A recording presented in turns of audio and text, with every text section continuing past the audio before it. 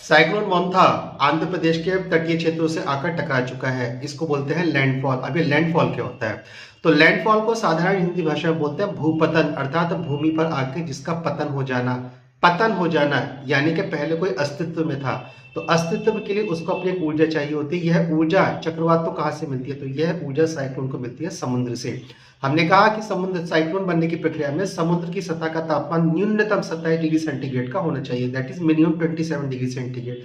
तब उस पर एक इंटेंसिफाइड यानी कि तीव्रगामी वाष्पीकरण की प्रक्रिया वेपोराइजेशन का प्रोसेस स्टार्ट होता है, और इवेपोरेशन के प्रोसेस के साथ ही समुद्र अपनी गुरुत्व ऊष्मा को इस चक्रवात को देता है। और ये चक्रवात क्या है? घूमती हुई पवनें हैं, और पवन प्रवाह सदैव उच्च वायुदाब के क्षेत्र से निम्न वायुदाब के क्षेत्र यानी कि हाई प्रेशर से टुवर्ड द लो प्रेशर होता है।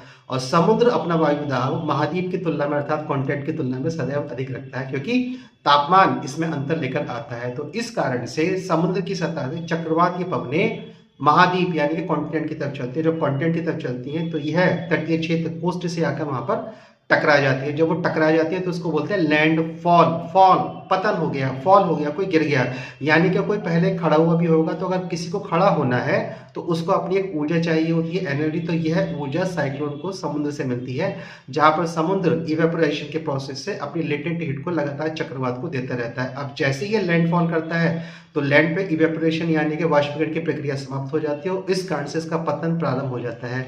इसलिए आप देखेंगे कि 100 किलोमीटर, 80 किलोमीटर, 50 किलोमीटर या इससे अधिक किलोमीटर के क्षेत्र पे ये अपना प्रभाव छोड़ता है, लेकिन अंततः समाप्त हो जाता है, क्योंकि ऊर्जा की आपूर्ति बंद हो गई है। तो अगर आपको किसी को समाप्त करना है तो उसकी ऊर्जा की आपूर्ति को समाप्त कर दीजिए। उस व्यक्ति विशेष से क्या मतलब है?